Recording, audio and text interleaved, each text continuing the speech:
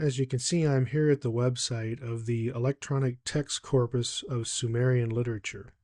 I'm going to show all of you how to search for the term Anunnaki in the Sumerian literature. You'll notice this is maintained by Oxford University. The database has 400 literary compositions that it draws from. It's all the major epics, all the major sources. You can get results in transliteration, and you can get to English translations once you've searched. And I'm going to show you how to do that. You need to make a fundamental decision. You're either going to take Zechariah Sitchin's books and take his word for what he says about the Anunnaki, and he rarely ever tells you what text he's citing, or you can go to this website, search the term yourself. You'll be able to go to this site and type in what I'm going to type in, which you're going to see me do. Search the text corpus for yourself, get to the data, and look all of them up. And I'm supremely confident that you're not going to find any evidence at all for the translations and the ideas that he puts forth in his books and says that are in the Sumerian texts. So let's get started. The first thing you need to do is click on Advanced Search. And let me make this page a little larger here at the top. In search for, you need to type in those letters exactly as I have them. This tells the search engine that it's looking for Anunna, and it's a deity name. Just leave form the way it is. After you do this search, you can come back and play with this a little bit and sort by keyword, and you're searching all the texts in the corpus. So once you've done that, just hit your enter key, and our search is populating. Take a little bit of time. Don't have a super fast connection, but we have 182 hits, so 182 occurrences of the term Anunnaki. You see in green you're going to have the various spellings, so it even catches alternative sign spellings and text spellings, if I could say it that way. And you could just scroll down here. I made a PDF of this search and put it on the website. The PDF's not really going to do you that good, or that much good. I'd rather see you run the search for yourself, because here on the left, you'll notice we have a numbering system here. If you see TR right here, my cursor's right at it, that means there's a translation available. Now the first one, there's no translation, because if we click through this, there's nothing to translate except the name. Right here it is. It'll pop up to the top when you click on one of those links. Right here we have the deity name Anunnaki. So there's nothing about the Anunnaki that's said. It's just a name in a list. But if you come here and you click on translation, this is a larger text. You can see we have an inerta text. And right here at the top, lines 652 to 661 is our first hit, the hit we were navigating to, the Anunna gods. So this is how you use your search results, and I invite you, I challenge you to run the search, look up all the occurrences of Anunnaki yourself, and you'll find out that Zechariah Sitchin really is just not telling you the truth about the Anunnaki. He's making it up. And this is the best way to check for yourself. You don't have to take my word for it. Run the search yourself. Look at the results. That's the end of this video.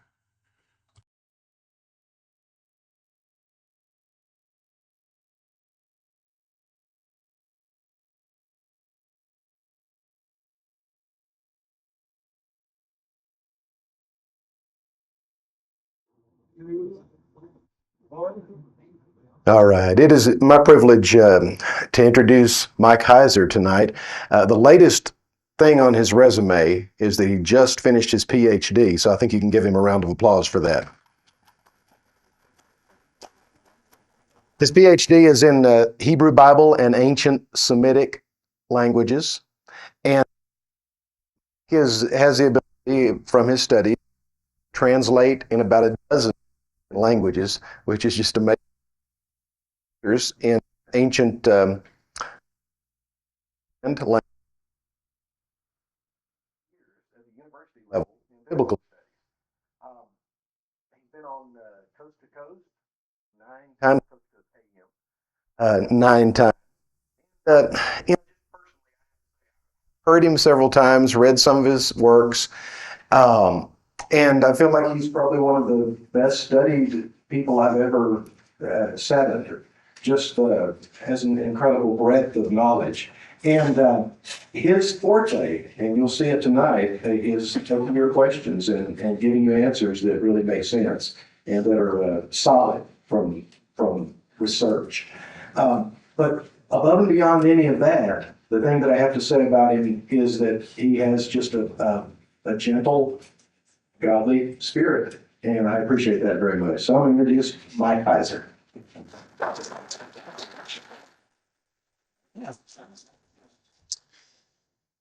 Thanks for that. For those of you who aren't familiar with me, I want to say a few things. This is my favorite talk to give because I can slow down. Whenever I do this, I seem to get a good time slot, hour and a half.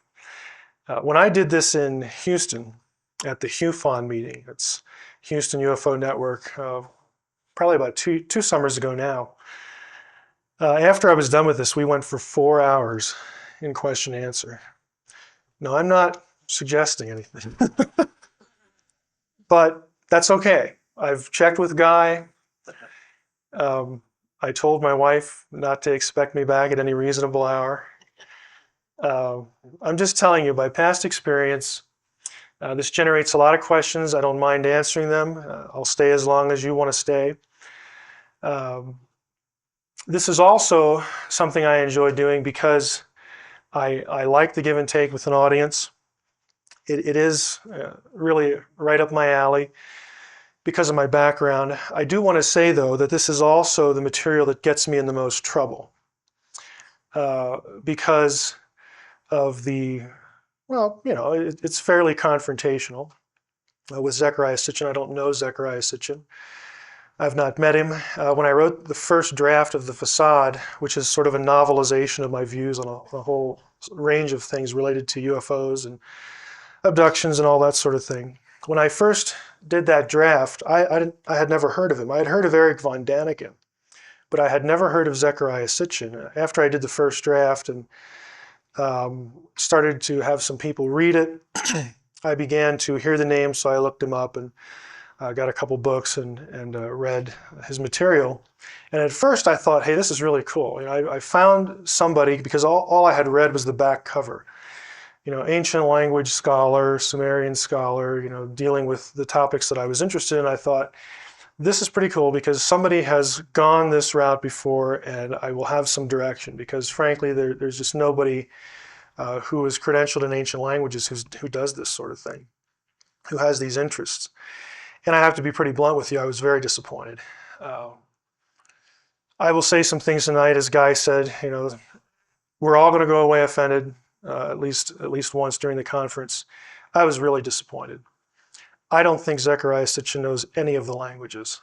I've said that on Coast to Coast AM, so there's no point in not saying it here.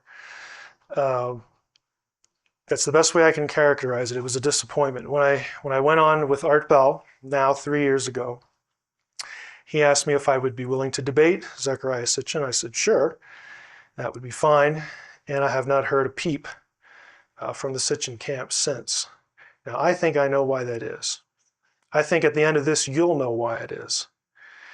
I say all that to say this. My gripe with Sitchin is purely academic.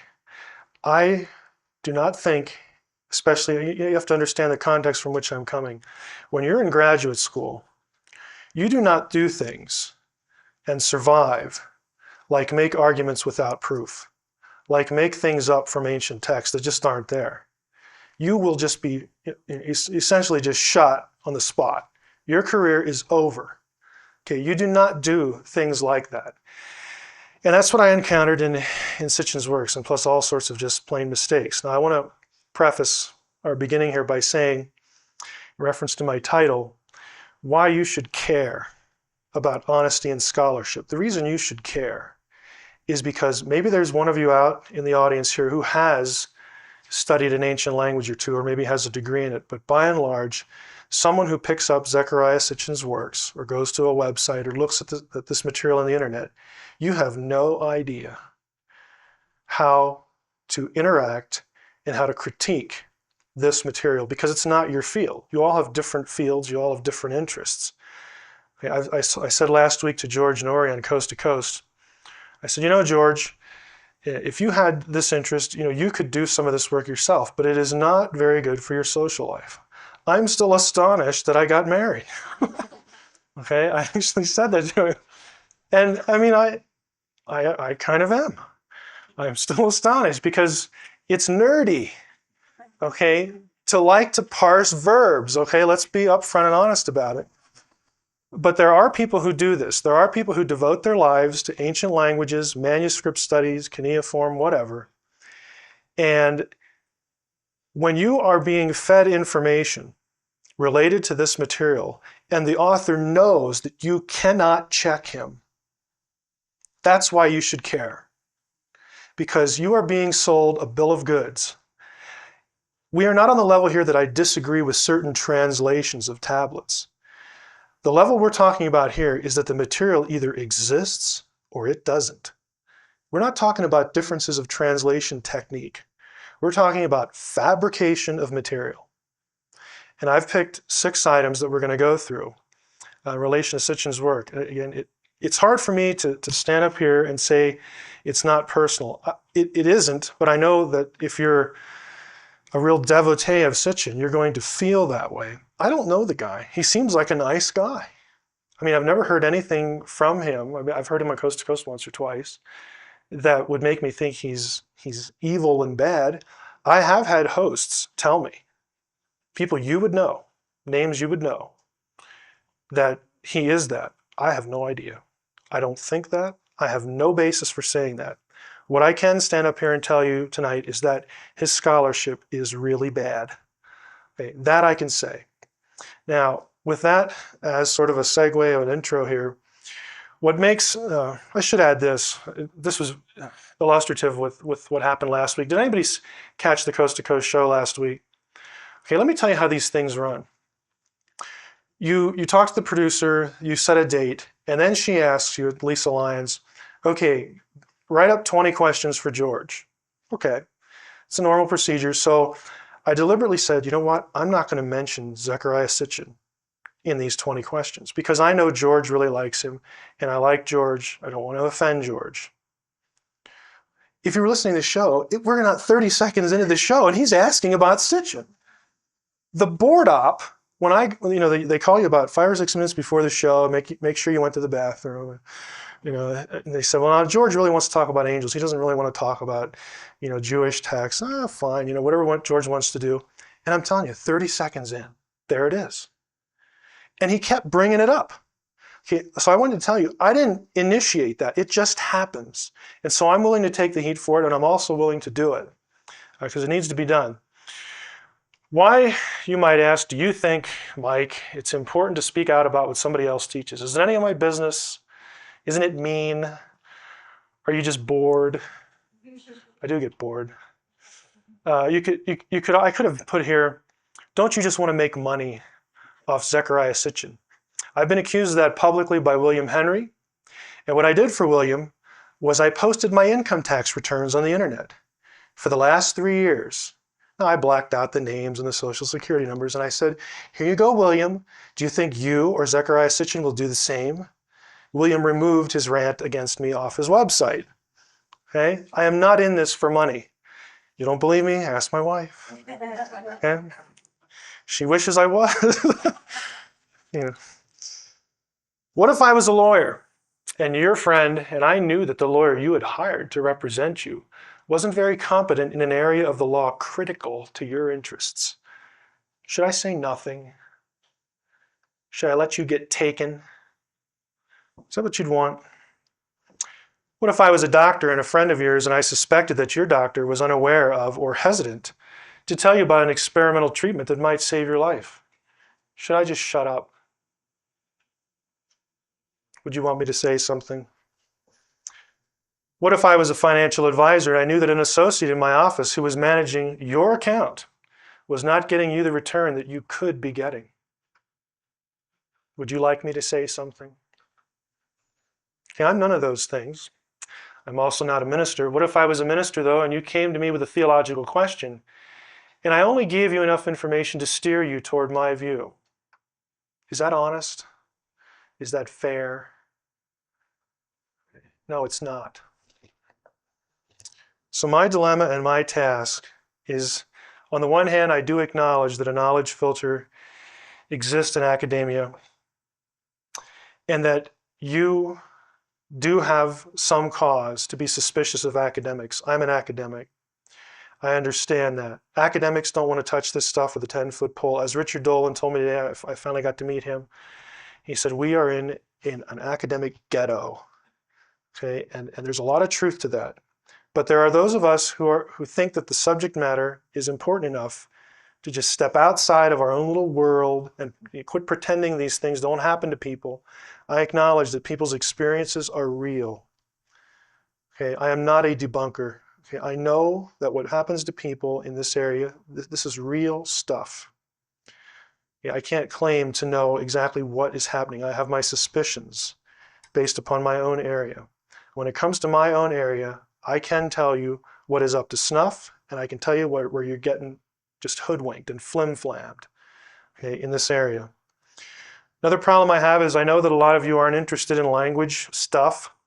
It isn't a sexy subject. A lot of you hated English, much less a foreign language.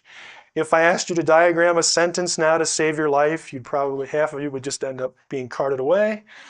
Okay, I understand that, but I'm going to try it anyway. I also have to temper the academic enterprise and academic honesty with tact. And I'll admit this is sometimes difficult because I care about what people read in my area. You know, when you spend 20 years in an area and you get degrees, you start to have this little queer sense of ownership of it. It's my area. And so get it right, you dunderhead. I'll admit that. I'll admit that because that's what my professors do to me. So it's my opportunity to do it to somebody else. It's just there's a certain expectation. If you publish a book and you claim to be an expert language scholar, you made the claim. Okay, you're in print. You have to live up to it. When I go to a conference, academic conference, there's a few I go to every year in my field, and I read a paper, and everybody in the room has a PhD in biblical studies. If I don't do a good job, I'm going to get hammered. And I have seen people get hammered. I have seen people deliver papers at conferences go away in tears. Okay, it happens. And so, yes, I'm sensitive to people getting it right. If you're going to make the claim, then put up or don't say anything. Acknowledging spiritual realities and forces, I do believe that scholarship is a spiritual issue. It is not just nuts and bolts, grunt academic work. Everybody has presuppositions. I have mine. Okay, you know about some of them. I'm a theist. Believe there's a God. If I believe there's a God, I believe he can actually do something. Okay, what would be the point if I didn't? I believe that he can actually supervise people to write things down for posterity, both what we would call scripture and not. That, in providence, he wants preserved. I operate with certain presuppositions as a theist. I don't believe Zechariah Sitchin is wrong in his analysis of ancient text. I know he's wrong. And I can empirically show you, and I will tonight. Okay, I know it's not very hard if you are in the field. Now, my challenge is to you, go ahead, check my credentials out. I don't have any phony degrees. They're real. My resume is on the internet. Ask yourself if it makes sense as we go through this material to believe what Mr. Sitchin says about the ancient texts against what the ancient Mesopotamians say. And I'm saying this for a specific point in the lecture. I will come back to this. But at some point, you're going to have to accept what he says over what the scribes themselves say. Now, my money's on the scribes. Okay? Ask yourself how Mr. Sitchin's work can be considered credible in light of its demonstrable errors. And ask yourself why Mr. Sitchin has refused to debate me since 2001. That's a little self-serving, I'll admit it. I'd kind of like to debate, but if it was over the radio, there are just things in here that will not translate well to radio, so it's probably good that we didn't debate. Some points are tough to make. Now, my challenge is to Mr. Sitchin. These have been on the internet for quite a while. Show me proof of your ancient language training. I mean, I'm at the point now where I don't want to see a degree. I want to see a class. I want to see one semester of anything. Explain why your word meanings are superior to those in ancient cuneiform dictionaries. Yes, believe it or not, the scribes themselves created dictionaries, and they're bilingual. Sumerian on one side, Akkadian on the other. We have literally 50 to 60,000 words in clay tablet dictionaries made by the scribes. We don't have to guess at what a word means and what they thought it means. They've told us what it means. And so often Mr. Sitchin's translations, and I use that word loosely, defy the Sumerian scribes themselves. I don't know of any other way to put it. Explain the language and translation errors in your books. Produce a single text, just one, a single text that says Nibiru is a planet beyond Pluto, and that text connects the Anunnaki to Nibiru. There is no text, none, zero, nada. There is no line of any cuneiform text that has that in it. That is entirely contrived. If you don't believe me, I have bibliography on my website. There are articles on Nibiru that account for every place it ever occurs in any tablet. And you can look them up for yourself in English translations. It ain't there. Explain why your God-planet correlations are contradicted by all cuneiform astronomical texts. I will explain that as we go. So let's get started here. Two areas I want to hit on with 3 subjects in each: Sitchin and Mesopotamian astronomy. We will talk about the cylinder seal that he says shows that there's 12 planets. We'll talk about planet-God correlations and the identification of Nibiru. We'll explain those when we get there. And Sitchin in ancient languages, we'll discuss 3 terms that occur in his books a lot: Elohim, Nephilim, and the word Shem. Start with cylinder seal VA 243.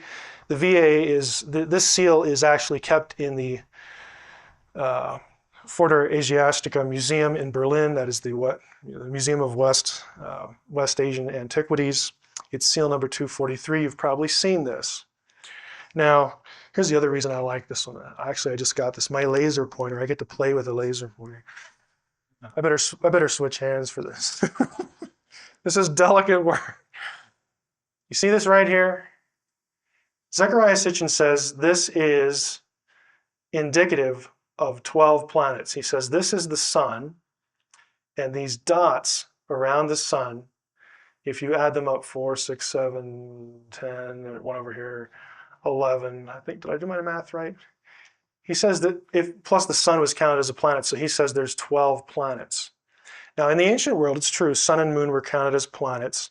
And so if you take the 9 we know about plus sun and moon, that's 11, and he says this seal says there's 12. And so there must be a 12th planet out there. And of course, if you've read Zechariah Sitchin, he says this 12th planet is Nibiru. Now, move on to the slide here. The inscription on the seal actually says nothing about astronomy, Nibiru, or the planets. We'll get to that.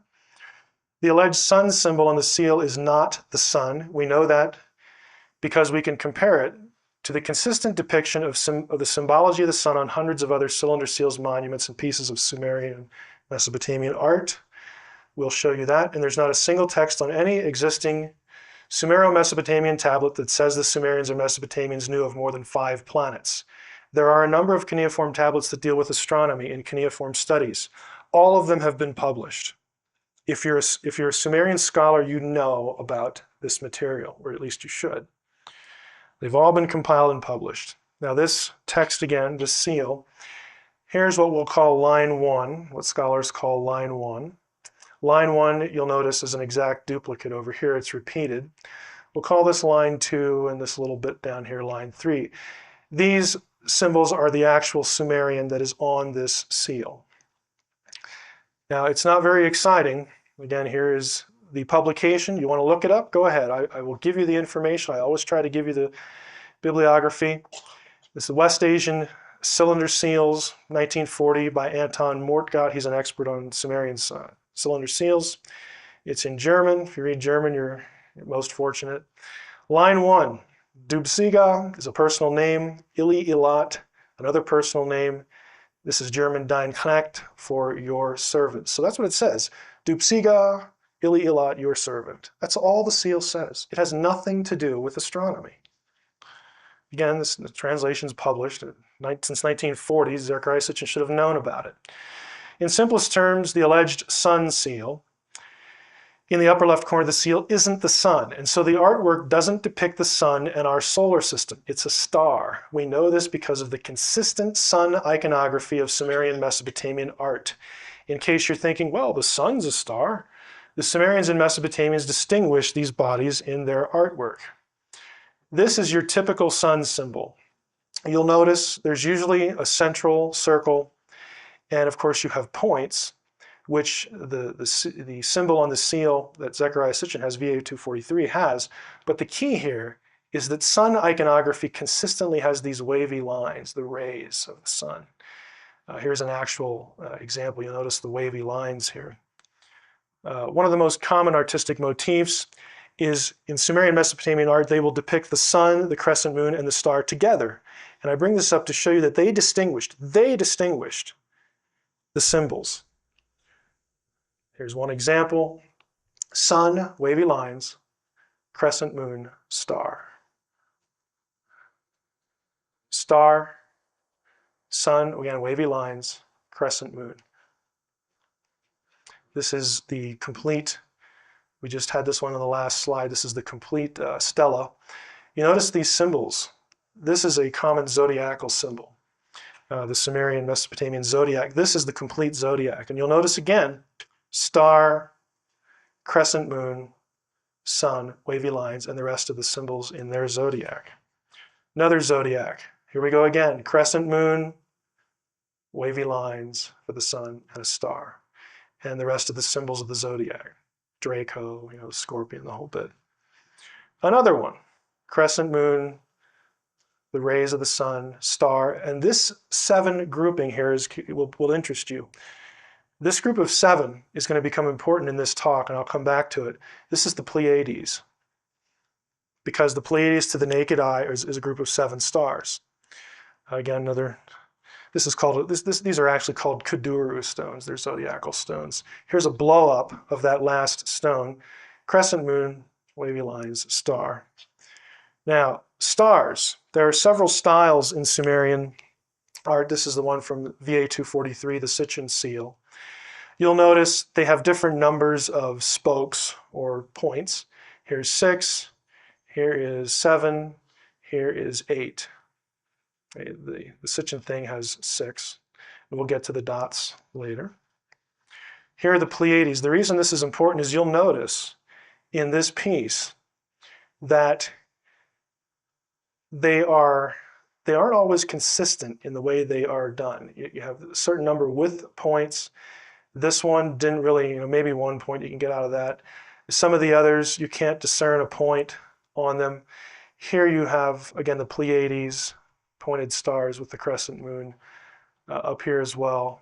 This is well-known iconography. Here is our familiar grouping of 7. They're balls. Take note of that. They're just little balls. Here, more star iconography. Now the reason that that's important, I should go back here.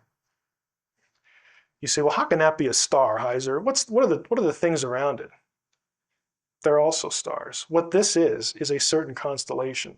I don't know enough astronomy to tell you what it is because the seal doesn't have any inscription on it that tells you. But just because they're balls does not mean they're not stars, as noted by the familiar Pleiades constellation. By the way, the Pleiades constellation shows up a lot in Sumerian art. So we talked about cylinder seal VA243. Let's talk about planet-god correlations. There are a number of cuneiform tablets whose contents concern astronomical observations and planetary theory. In fact, you can buy a very exciting dissertation called Babel. Somebody out there's laughing. Okay. Okay, I was a little facetious. Called Babylonian, or actually Sumerian and Babylonian planetary theory. It's all been published. Okay, there's nothing secret. You know, no men in black came and stole the tablets. And, okay, it's all been published for years. There are a number that deal with this. These texts, again, are accessible if you know the material. Here's bibliography. I'm not going to bore you by reading the bibliography. If you want it, you can get the disc in the back. Some technical works. These are all the major works. You know, Theory of the Planets. It's all published. Now, the reason this is critical to understand and get into is that Sitchin places a highly literal interpretation on the epic of creation. That's the title of a Babylonian, Sumerian Babylonian epic. Sitchin's reconstruction of Earth's creation and our solar system requires the names of gods to be substituted for those of the planets as he has them. Here's what I mean by that, said in a little better way. Sitchin knows, or knew when he wrote, I guess, I mean, I have to make this presumption, that it was very common in Sumerian Mesopotamian mythology and epic literature, just as it is for the Greeks and whoever, that the celestial bodies to them corresponded to divine beings. Okay, so they would name them. Well, that star over there is Marduk. That star over there is Ea. That star over there is Anki. And they would create correlations in their astronomical texts. They would associate stars with divine beings. And so when the Sumerians did their rather boring work of astronomy, and you know, they literally did the math. I mean, they could tell you when the lunar eclipse was going to happen. They knew 5 planets plus sun and moon. There are always only 5 in every astronomical cuneiform text, only 5 planets that they knew about, plus sun and moon. But they could trace their movements. They understood, you know, constellations and things like this. And they associated them with different deities in their pantheon. Okay, Sitchin knows that. So what he does is he goes back to Enuma Elish, the epic of creation, or Atrahasis, and he says, well, these gods in these stories must correspond to the planets in our solar system. And he creates these correlations and then rewrites essentially what these epic tales are telling us. And he has created an entire counter mythology, an entire counter literary work that has a 12th planet coming into our solar system in ancient times, essentially colliding with a planetary body, you know, some cataclysmic event that out of which, you know, comes Earth and Mars, and then this Nibiru planet goes, you know, away for a while, and it you know, comes back in every 3,600 years. And he says that the Sumerian literature is actually describing these events, that when Nibiru came through, that the Anunnaki left their planet, or their ship that looks like a planet, came down here and genetically engineered us. Okay, the way his entire theory depends on his matching certain planets with certain gods. Well, guess what? His matches don't agree ever with any of the actual Sumerian correlations between planets and gods. Here's the table. I just summarized that. There are 5 planets, sun and moon. That is Mol Apen, the cuneiform astrolabe. This isn't very, you can't really see this very well, but I've sort of done something with the next slide, but I just want to show you something. Here on Mol Apen, the planets, and they include sun and moon, are listed. They knew of Saturn, Jupiter, Mars, Venus, and Mercury, and of course, you know, Earth. They would give names, Sumerian names, to the various celestial bodies. And here are the lines. If you wanted to actually go look this book up, you can look at the lines of the text. It's translated in English. You can check what I'm saying. You'll notice the correlation here with, I have star Jupiter for a reason. We'll come back to Jupiter, just store that away. Here are the correlations. If you read the 12th planet, Sitchin will say, well, the sun is Abzu, Mercury is Mumu, Venus is Lahamu. Okay, the cuneiform astronomical text actually lists all of these. There is no, you know, Tiamat in this text. They didn't know of Pluto, Uranus, or Neptune. Nibiru, down here in Sitchin, was unknown as a planet, but note the asterisk. Nibiru is associated with Jupiter. It's also associated with Mercury in one text, and it is also just called a star. And that might give you the impression, well, did they know what it was? Well, again, we'll get to that. But the point here at this point in the discussion is that all of the actual correlations, none of them correspond to what Sitchin constructs. Now, my question here is really simple.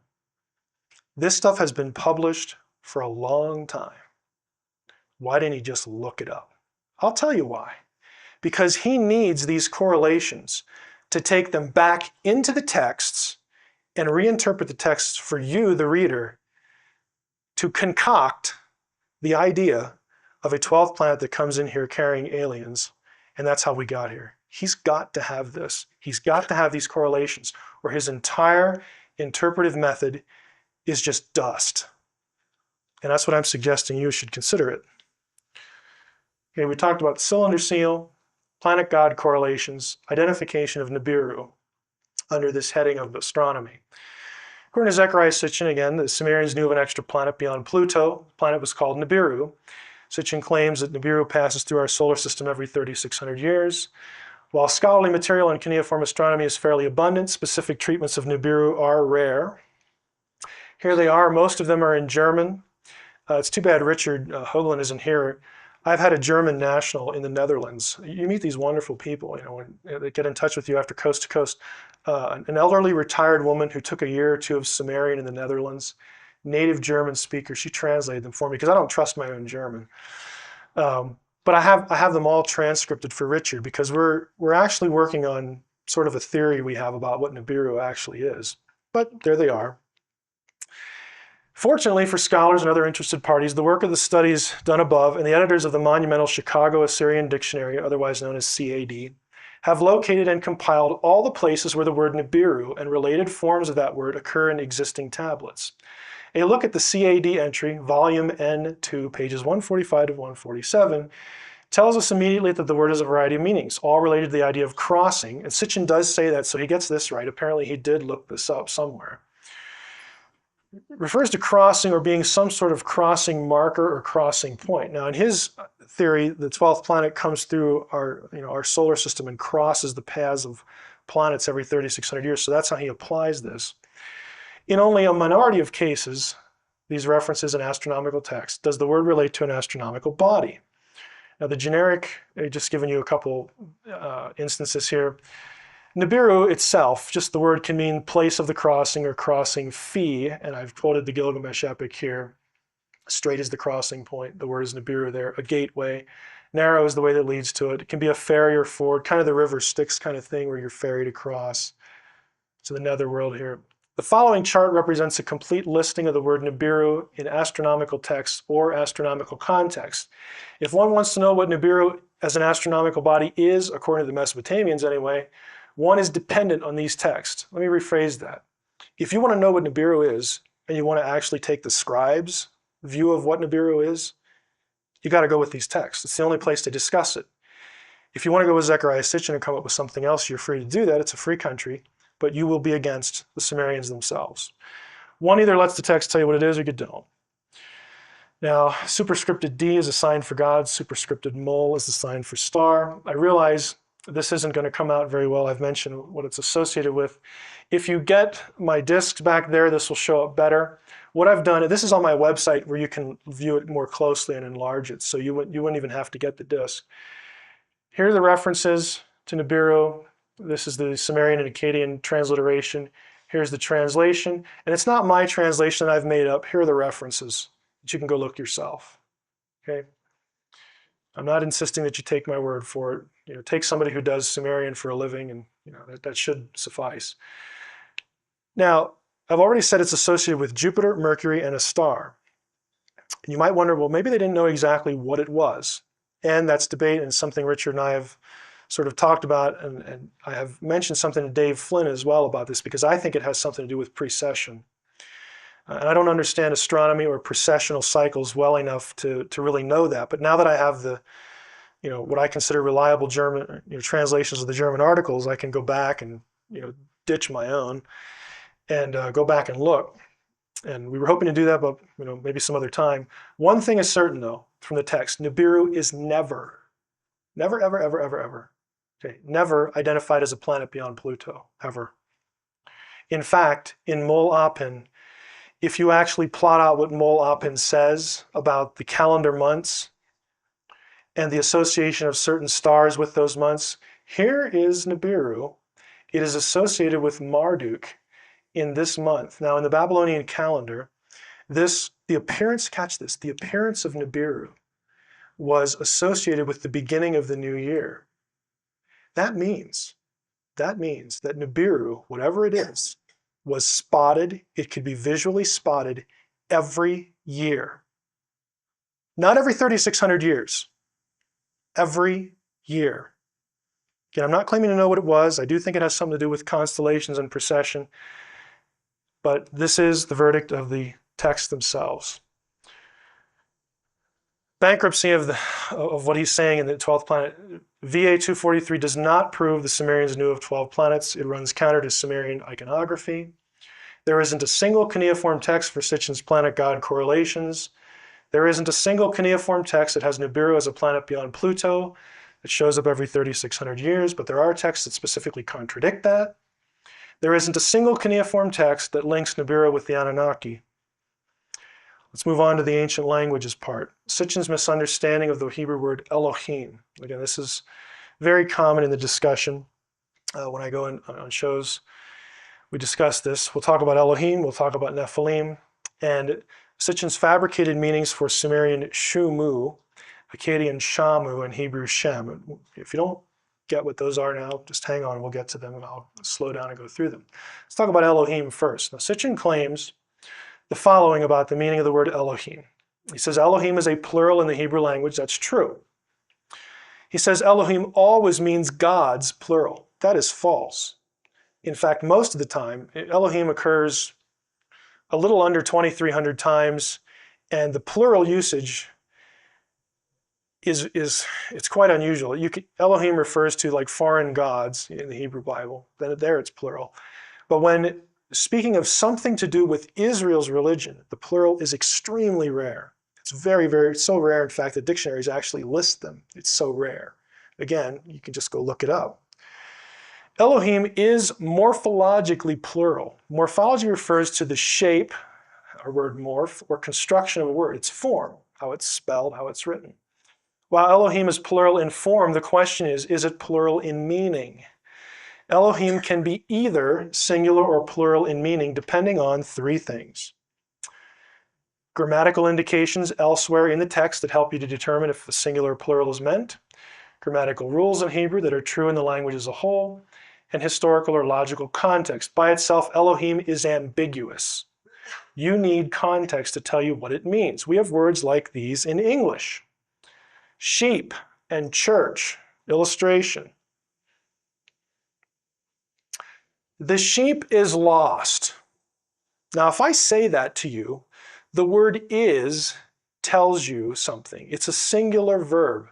You know when you read this sentence, I have to be referring to one sheep because of the verb is. The grammar tells you which one it is. I wouldn't say, I are lost, unless I was a dunderhead. You would use a verb that goes with a singular subject. I am lost. So the verb, the grammar tells you which one it is. Hence, if I say the sheep are lost, the word are is a plural verb. It tells you immediately what sheep means, singular or plural. We're going to church this morning. Emperor Diocletian made it his mission to persecute the church. This one, intuitively you know that we're going to a singular church. We're not going to go visit a dozen. Okay, we're going to church. We're going to one building to do our business there, to worship. This one, however, is collective. It's plural. Diocletian just didn't pick on one church in the ancient Roman world. He picked on as many as he could find. Context, logical context tells you what the word means. Like English or any language, Hebrew operates by grammatical and logical rules. The word Elohim, while plural in shape, derives its meaning from grammar and logical context. The best verse in the Bible for this is Psalm 82:1. Now notice this. God, Elohim, stands, we'll get to this, in the divine assembly. This is the classic divine council verse. Among the divine beings, Elohim, or among the gods, he pronounces judgment. Now look at this. It's the same word in the Hebrew text. This one has got to be singular. Why? Because this is a singular verb. Specifically, it's the PL stem, third masculine singular. This one has to be plural because this preposition, among, you can't be among one. You got to be among at least two. Technically, grammatically more. So you have the same word. The grammar tells you this one's singular, this one's plural. You have the same shape, same morphology, same word, but different meaning. Most of the time in the Hebrew Bible, roughly again 2,300 times, the word Elohim is singular in meaning. And I'm not saying that because that's what I like to say, that's what the grammar says. It's the exact opposite of what Sitchin says. This is because Elohim is so commonly used, it kind of bloats the statistic. It's so commonly used as the proper name for Israel's God. Now this gibberish, this illustrates the extent that I try to go for an audience or people on the website.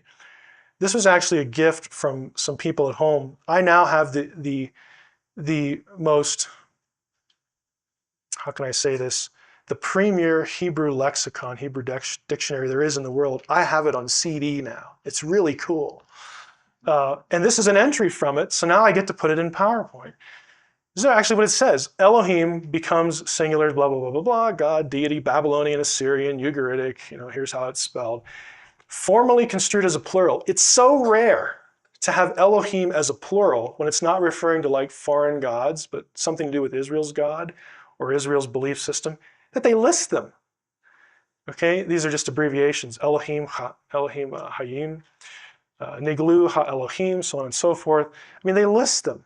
And this isn't the first time they've been listed. Again, he could have looked this up. Sitchin also claims that the form Ha-Elohim, notice the H, this is the He in Hebrew, on Elohim, is always, quote, always plural. Again, this is just wrong. Not only in light of the dictionary entry, but I'll give you two examples that are quite illustrative. Deuteronomy 4:35 is kind of a classic. It has been clearly demonstrated to you that the Lord, that's Yahweh, and I hope I'm not offending anyone by pronouncing the name, the Tetragrammaton, YHWH, that the Lord alone is Ha-Elohim. There is none beside him. Third masculine singular pronoun. Isn't this exciting? Talk about pronouns. You go to a UFO conference, talk about pronouns. Okay, but here's the point. The text tells you it's one person, the Lord, Yahweh. The Lord our God is one, Deuteronomy 6:4, the Shema of Israel, the guts of their theology. There's only one of these, and he is Ha-Elohim. What it means is he is the God, par excellence. There is none beside him. Another example, Genesis 26, this is Yahweh again speaking to Pharaoh. And God, Ha-Elohim, said, the verb is singular, third masculine singular, this is the kal stem. God said to him in a dream, so on and so forth. But these are very easy to find. Finally, the most telling blunder in Sitchin's treatment of Elohim, and this just still astonishes me. The same phenomenon, morphological plural word that is used to denote a singular God, shows up in cuneiform, in Akkadian and Sumerian. It happens in the Elamarna texts over 100 times, just in one corpus of text. The Elamarna texts, if you're not familiar with them, were obviously discovered in Elamarna, which is in Egypt, and in the 13th century. At that time, Akkadian, cuneiform, but the Akkadian language was the language of the day, kind of like English is now. Everybody uses English across the world. In this time period, everybody used Akkadian. It was the language of international correspondence. So these are actually Egyptian texts from a pharaoh to some underlings in Palestine, some people he'd put in charge of different places in Palestine, written in Akkadian though, not in Egyptian. But the word in Akkadian that corresponds to Hebrew Elohim is Ilanu, which literally and grammatically by itself means gods.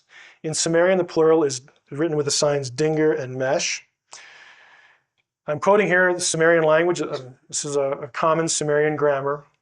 Mesh is the enclitic copula, isn't that exciting? With plural suffix.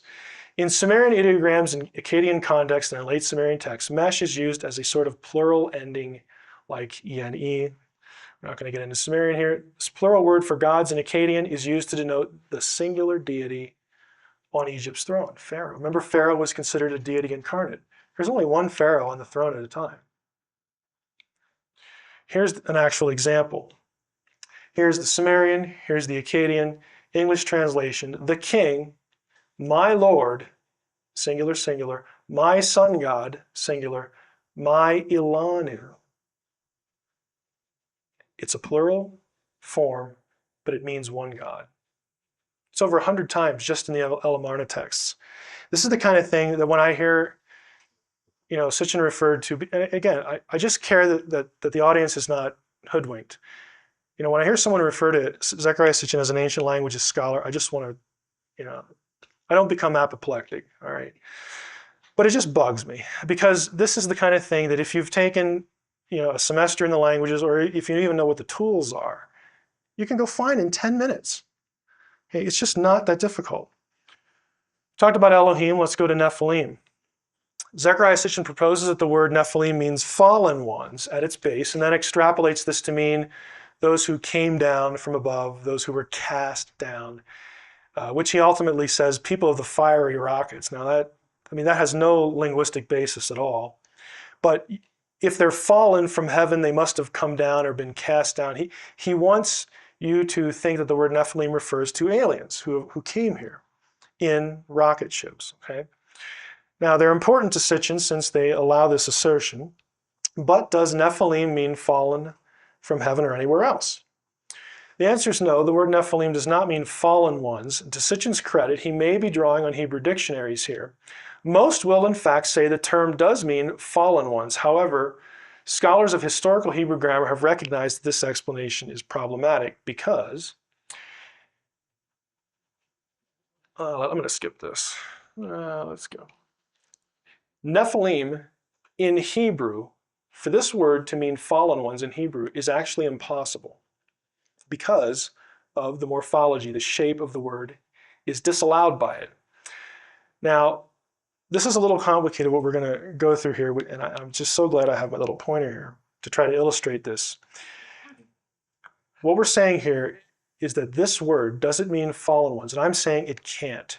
If the word is Hebrew, you say, well, it's the Hebrew Bible, what else would it be? We'll get to that. Nephilim is spelled two ways in the Hebrew Bible. You don't have to know Hebrew, but you just count. Okay, there's the N, the P, the L, the I or the Y, and the M. That's one way. Here's another way. You'll notice there's a little extra letter here. Isn't that neat? My little effect there. Right here, this letter is different than this one. Both of them are Nephilim, but it's spelled two ways. You say, oh, who cares? What's actually important? The first option, without the little red mark, little red letter in there, first option seems to suggest that the word Nephilim might come from the root nafal, N-P-A-L, which means to fall, since the word looks like it's N-P-L plus the im ending. So it might mean fallen ones. However, nafal is a verb, to fall. The meaning fallen ones is passive. A person is said to be fallen when something happens to them, as opposed to doing the action of their own will. Hebrew verbs that function as nouns are pronounced or vocalized in a specific way that tells the reader a passive is meant. If the Hebrew scribe wanted to describe someone who was fallen, like he cast out of heaven or came down from heaven or fell from heaven in some object, he would spell it differently than what actually occurs. Here is how Nephilim looks in the Bible we have right now. Notice the consonants. When the vowels were added, they're these little dots. However, if you wanted to write fallen ones, you would spell it this way, Nephilim. You'd put this letter in the middle. This is how a Hebrew scribe would spell fallen ones. This is not this. This is Nephilim in the Bible as we have it. This is not. Even if Sitchin or someone else were to argue that the word means those who fall down like upon an enemy, This is very common in Christian circles, by the way, to get away from the idea of giants actually being in the Bible. Even if you want to say that, then those who fall upon an enemy like a warrior, which is an active idea, not passive. That spelling doesn't work either, because if you have one semester of Hebrew, you know that it's spelled this way, Nephilim. This is the plural participle. This, notice, with the dot here, is not this. Now you say, no, wait a minute, Mike. Okay, it doesn't have this, Nephilim, or Nophilim. Doesn't have either of those. It has this, Nephilim, with the I in the middle. That's the way it's spelled. How do you know, since Hebrew had no vowels initially, how do you know that we need this I here? How do you know that this is the correct spelling and not any of the other ones? Because of the second spelling. This little letter proves, it tells us that this is the correct spelling because Hebrew did not have vowels initially. So what they did, they started to use consonants to do double duty, to function as vowels. Like we use the letter Y, either as a vowel or a consonant. They did the same thing. And since this spelling shows up, it requires that you have the middle I. Okay, we'll skip this explanation of that. This is the correct spelling and the most ancient way prior to the invention of vowel marks that Nephilim should be spelled. This is the correct meaning. It has the yod in the middle. In other words, the Hebrew spelling proves it can't come. The word does not come from Nephal. It does not mean fallen ones. So what does it come from? There are two possibilities. It could be an Aramaic word, Nephal. This happens all the time. Aramaic was brought into the Hebrew Bible, many Aramaic words, because when the Bible was finalized in its final form, that was done during the Babylonian exile. The Jews were living in Babylon, and they spoke Aramaic. So that could be a possible explanation. We've already covered this. The stronger possibility, though, right here, is that it comes from the Aramaic noun Nephilah, which, guess what, means giant.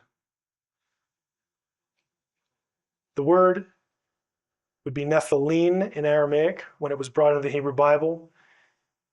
The final ending was changed for proper Hebrew, and it means giant. This is why every ancient, and I mean everyone, every ancient Jewish text in or out of the Bible that discusses Nephilim says that they're giants.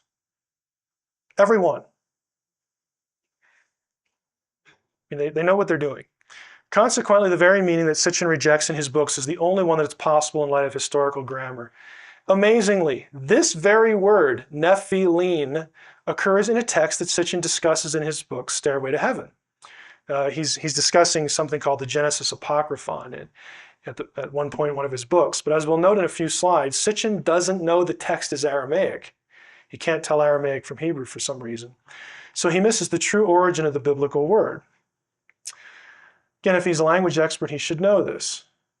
Now, we've seen the grammar doesn't support him, but can Nephilim be identified with the biblical sons of God? This is another thing Sitchin wants to do. He says the Nephilim are the ones who were impregnating the women because he wants the aliens creating humanity.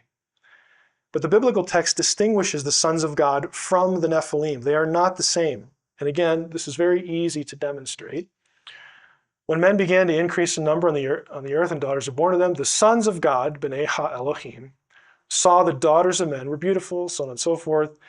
The Nephilim were on the earth in those days and also afterward when the sons of God went into the daughters of men and had children by them.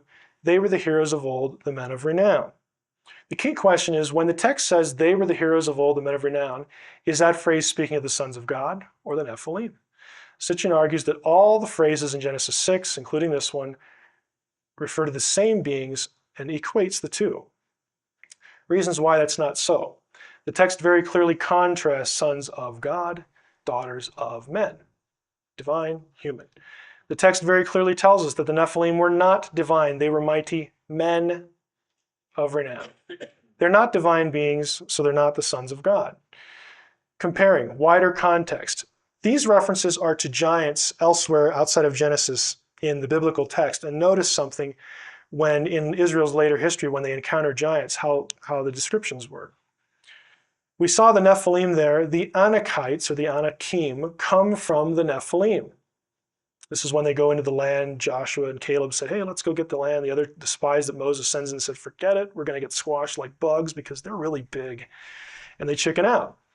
Later, we have in Joshua 14, the name of Hebron was formerly Kiriath Arba. Arba was the greatest man among the Anakites. They're not gods.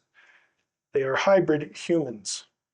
They have a divine human heritage, but they are not gods. They are hybrids. They are less than gods.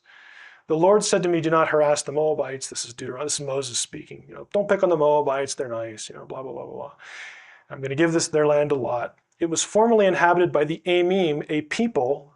Am is the Hebrew word, a people, great and numerous and as tall as the Anakites. Like the Anakites, they're counted as Rephaim, but the Moabites call them Amim. Again, this is the generic word for a human population. Deuteronomy 3. These are the wars. Moses is describing how they tried to go in and get the promised land. We took all his cities at that time. There was not a city which we took from them, 70 cities. All the region of Argob, the kingdom of Og in Bashan. Well, who's Og? Well, we'll find out. Cities were fenced with high walls and gates and bars. It was a really tough job, but the Lord helped us. We utterly destroyed the men, women, and children of every city, for only Og, king of Bashan, remained of the remnant of the giants. Now, in my other talk on serpentine beings, watchers, I think we get into this a little bit. Well, Genesis 6 will probably hit more of it. I can't even remember what day it is anymore. My view is that the reason that Joshua was commanded, and it wasn't very often, he was commanded to go into a city and just totally destroy it. It was called being put under the cherem, under the ban. When Joshua was commanded that, if you look at the places where he was commanded to do that, and you looked at who lived in those places, guess what? They're giants. They're the giant clans. They live in the same places. I think it was a deliberate attempt to do what Enoch describes in wiping out the Nephilim. We'll get to that in another session. Again, Og was a giant. He was one of the Nephilim, but his people were described as men, women, and children. Enoch, same thing. Are the Nephilim, as Sitchin says, are the Nephilim and the sons of God the same? No Jewish text agrees with him. Here's Enoch. The angels, the children of heaven, saw and lusted after the women. This is Enoch's version of Genesis 6. Come, let us choose us wives from among the children of men and beget us children. And Semyaza, also spelled this way, who was their leader, said to them, by the way, and this is not, I didn't come up with this. A friend of mine, Lynn Marzulli, came up with this. Anybody recognize this term? Yeah. Billy Meyer's acquaintance, according to the Jewish text, was the leader of the Watchers. 1 Enoch 7, all the other angels took to themselves wives, they became pregnant, and they bare great giants. The giants didn't make them pregnant, the angels did. Sons of God. I know I'm belaboring this, but for some, I don't understand why. I do understand why, but I'm speaking rhetorically here. I don't know why Sitchin wants to equate the Nephilim with the sons of God, and hence the Anunnaki, because every Jewish text distinguishes them. And again, it's not like I'm coming up with something new here. Enoch's been published for quite a long time. 1 Enoch 15, which we'll talk about a little bit more in my serpentine beings talk, evil spirits coming out of their bodies, because from the day that they were created from the holy ones, they were watchers. Okay? Now this sounds, again, a little bit like it merges the two. But let's continue here. We'll get to the text again that explains 1 Enoch 15. The giants in Enoch were half watcher, half human. As such, the Enoch views them as evil, like father, like son, or like so. They're evil like the watchers. They were so from birth. God punished the giants with the flood, according to both Enoch and Genesis. When a giant was killed, only the human side died. The other half lived as a watcher. And that thing, that entity, became known as an evil spirit, or the Shadim, demons. This is the Jewish explanation for where demons come from. A demon is a disembodied watcher, a disembodied remnant of a dead Nephilim, which is why the Nephilim were always associated with Sheol, the underworld. There are no texts in all the ancient Jewish literature that equates the two. It's very clear in Enoch, they're different. There's one text that comes close to making the equation, and Sitchin does refer to this text, but again, commits an amazing error in this. Genesis Apocryphon, which I mentioned a few minutes ago, is a fairly lengthy Aramaic text from Qumran. It's essentially an amplification of Genesis 5 through 15. In this text, Noah's father, Lamech, confronts his wife, it's kind of a funny text, Batanosh, about his suspicion that the child she's carrying, who is Noah, was actually fathered by a watcher. Because it's just happening all around him, and when his wife gets pregnant, he's like, well, you know, what is it, mine or is it one of theirs? Okay, so this text actually goes into this, but before we get to it, I want to explain in a bit how we know it's Aramaic, because it'll become important. Here's the text. I should have provided a translation. It says, behold, I reckoned in my heart that from the Irene, this is the word for watchers, that from the watchers this child was conceived, and from the holy ones, the Kadishin in Aramaic, from the holy ones it was, and the Nephilim. Now it looks, you know, here it's all in white, and there are some words that are underlined, and some things in yellow. Underlined words are unique to Aramaic. They do not occur in Hebrew. Yellow endings are the typical Aramaic ending. Now there's a point to this, so stick with me. Some would translate the text as follows. Behold, by the way, this was discovered among the Dead Sea Scrolls, this particular text, the Genesis Apocryphon. Behold, I considered in my heart that this conception was from the watchers, from the holy ones, and from the Nephilim. So, some would want to translate it that way, and the rest of the line is gone. We still have it.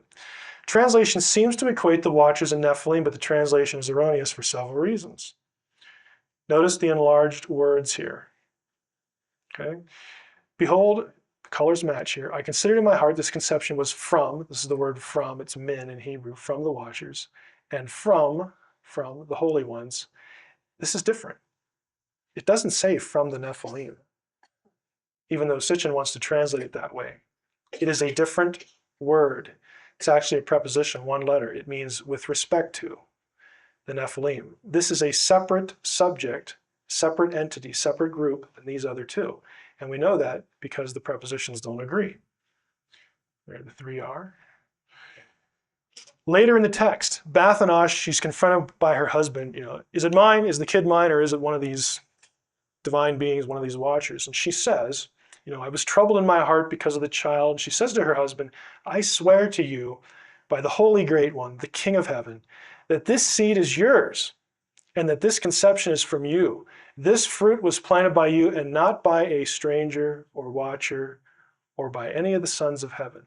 It's noteworthy she does not include the Nephilim in her denial, because the Nephilim are different than the sons of heaven. They are not the same. This is just about watchers. Watchers are consistently referred to as holy ones in the Bible. Holy one, holy one, holy one. Again, linking that. Now here's my point with Sitchin here. At any rate, Sitchin's understanding of the text is highly suspect by virtue of a startling blunder. On page 111, at the bottom of his book, Stairway to Heaven, it's my 1980 edition, I know it's been reprinted, so the pages may not match, but Sitchin notes correctly that the sons of God, which he translates incorrectly, the sons of the gods, he says they're watchers, he's right there. He then proceeds to enlighten the reader as to what, and this is a quote, the original Hebrew term is, that has been translated watchers or giants in the ancient versions. He doesn't like that translation. Then he says on page 112, but as we examined the Hebrew original, we find it does not say watchers, it says Nephilim. He refers to the Hebrew original, but the text is in Hebrew. It's Aramaic. Again, because of the endings, because of this word here, ending, ending. He says the line doesn't say watchers, but right here's the word. Here's Nephilim, here's watchers. I mean, I just don't know how you can make a mistake like this, or two of them on the same page. Irene back here, just so you know I'm not hoodwinking you. Look at the first three letters, this one, this one, this one. Here's my neat little CD-ROM dictionary. Here's the entry, ear, watcher, angel. Gives a few examples, plural, Irene. Watcher, meaning angel, Daniel 4, I gave you those texts. Again, I'm not making it up. We talked about Elohim, Nephilim, and finally tonight, Sitchin's Shumu, Shamu, and Shem. This is where he gets rocket ships. Comes from Genesis 11 in his mind. Everyone on the earth had the same language. This is the Tower of Babel story. And the same words. And as they migrated from the east, they came upon a valley in the land of Shinar and settled there. They said to one another, "Come, let us make bricks and burn them hard." Bricks served them as stone, and bitumen served them as mortar. And they said, "Come, let us build a city and a tower with its top in the sky to make a name," the Hebrew word there is Shem, "to make a Shem for ourselves, else we'll be scattered all over the world." Now, interestingly enough, what are they building? A city and a tower. City, tower. Ir in Hebrew, Migdal in Hebrew. They're not building a Shem. Okay, but Sitchin's going to want to say that they're building a rocket ship. They're not building the Shem. They want to make a name for themselves. And Sitchin in his book says this, the word Shem, yes, it means name most of the time, but the word is, this meaning here is absolutely absurd. They're obviously building a rocket ship here. And he constructs the argument in a certain way. He says that they wanted to make themselves a Shem. It's actually a flying craft. Specifically, he argues that Hebrew Shem derives from the Akkadian Shamu, which in turn comes from Sumerian Shu-mu. The last phrase, Shu-mu, supposedly means that which is a mu. And a mu is, according to Sitchin, a rocket ship. There's the page in the 12th planet. So he's saying this word Shu means that which is a mu. That which is a mu. One does not need to be able to read Sumerian, Akkadian, and Hebrew to see how misguided the view is, but it helps. Again, they're building the city and the tower. But what about that word Shem? Little segue, or not a segue, little rabbit trail here on lexical lists. What really destroys this view is the existence of cuneiform dictionaries. We know what a Shamu is, and it ain't a rocket ship. This word is in the dictionaries they gave us. We have the Sumerian terms and what they meant in Akkadian and vice versa. It is perhaps the most well-understood ancient Near Eastern language, Akkadian that is. Lexical lists, these are cuneiform dictionaries. Just like we have Webster's, word and then what it means. Different language, equations.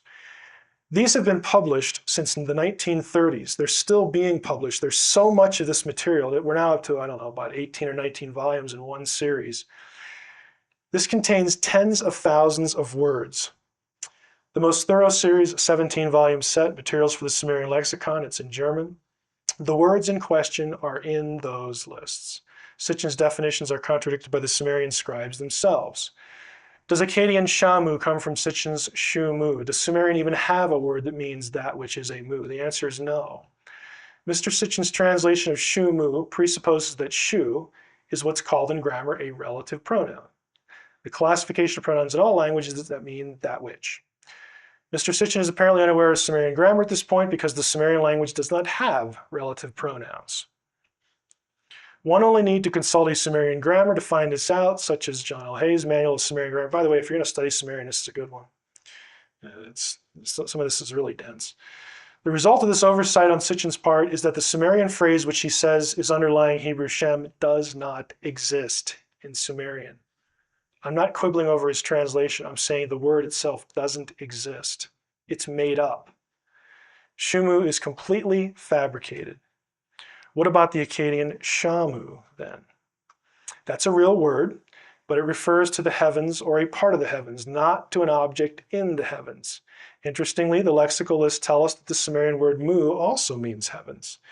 I don't know if you can see this, but this comes from Wayne Horowitz's published dissertation, Mesopotamian Cosmic Geography. This is a book that I refer to a lot because it takes every word for every part of Sumerian cosmology and studies it. This was his dissertation, so he has to account for every occurrence. He has Shamu here. Akkadian Shamu, unlike Sumerian An, which means heaven, is a plural noun. So again, the shape is heaven. The shape is plural. It's cognated the most common names for heaven in other Semitic languages. The cognate form, originally Ladumu, is by far the most common and is used, next page, in all genres and all periods. Although the origins of Shamu are unknown, a learned etymology is offered in the series Inan Gisharanki. That's a Sumerian term. The word Shamu means heaven. In the lexical list, it means heaven. It can mean rain, something that comes from the heavens in terms of meteorology. Here's a lexical list.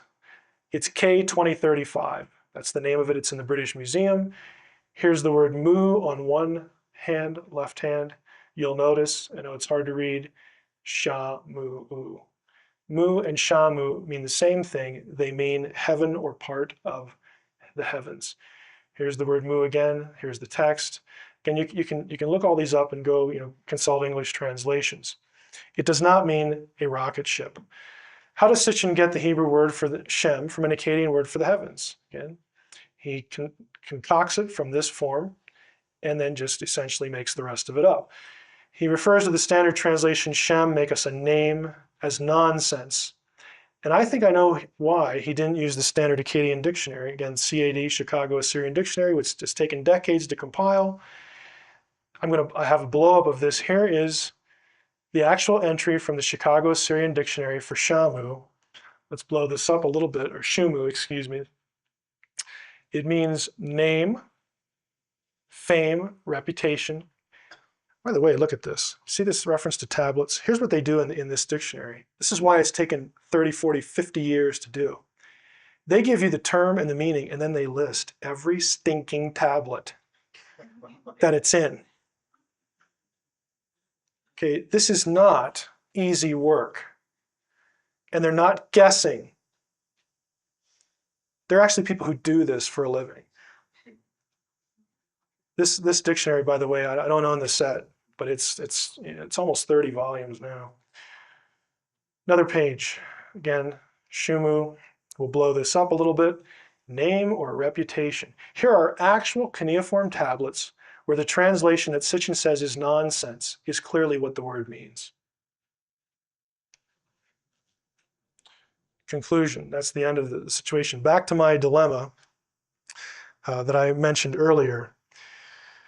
How do I make this digestible to people? Well, frankly, it's not easy. You've been brave to sit through it. It doesn't make for very good radio, as you might imagine. It's tough. I want to, on one hand, again, acknowledge that there's a knowledge filter. Acknowledge for you that, yes, you do have the right to be suspicious of academics, like myself, in certain regards, because the group of us tends to be very, skeptical is not the right word. There are just people who just think this is an utter waste of time, and who just think that anyone who believes in this, anyone who's experienced anything outside of the material natural world is just an idiot. They are totally naturalistic. There's no such thing as a non-physical reality. And for you to take any text seriously, that you actually believe what's in the biblical text, it's just a total waste of time. I just try to be fair with the material. Yes, I realize that there's some confrontation here, but I think you should care that a lot of what is being put forth, and not just in Zechariah Sitchin's book, so he's the name that keeps coming up, so that's the name I talk about, but there are a lot of other figures who parrot what he says and come out with aliens coming on this 12th planet world, coming through our solar system, making you and me, genetically manipulating it and creating us, and peddle that as the truth, and that's what the ancient languages and the ancient texts really say. No, it isn't. I mean, it just isn't. I'm not claiming to have all the answers, but I can tell you this, it ain't that.